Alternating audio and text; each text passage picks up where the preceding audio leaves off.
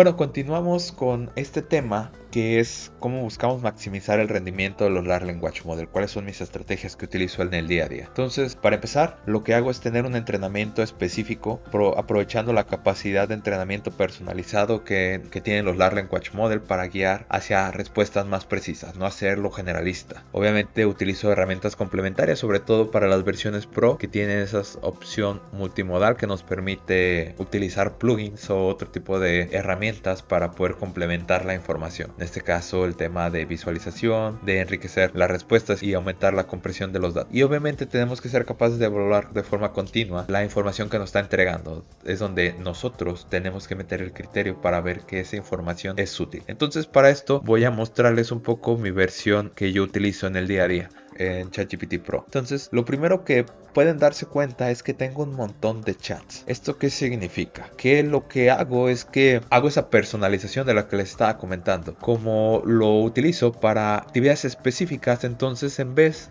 de utilizar solamente un chat, hago que ese chat sea ese asistente que necesito, y cuando lo vuelvo a necesitar simplemente comienzo el historial de la conversación ahí. Entonces aquí tenemos, por ejemplo, el tema de la secretaria profesional, que lo que hace es obviamente ayudarme a crear correos. Tenemos el tema de gestión de proyectos, que lo que me hace, por ejemplo, para mi caso, es definir más a detalle las actividades que tenemos que hacer dentro de mi empresa. Luego tenemos allá algunos ejemplos más básicos, que son los temas del día a día. Tenemos actividades, por ejemplo, relacionadas a Revit, en este caso a una presentación que realicé hace unos días relacionado a la inteligencia artificial, y entre otros. Entonces, de esta manera lo que yo estoy haciendo es entrenando de forma específica cada uno de estos chats para que después no necesite asignarles el rol nuevamente. Y sobre todo, si estoy haciendo algo que requiere varias secuencias, por ejemplo, justamente la presentación que creé, le estoy dando el mismo contexto dentro del chat para que vaya asimilando la información y después vayamos segregándola paso a paso. Entonces aquí el primer paso fue darle el contexto de qué era lo que iba a hacer, luego nos dio a los temas, y luego de esos temas lo que estuve haciendo justamente es hacer esa segregación y pedirle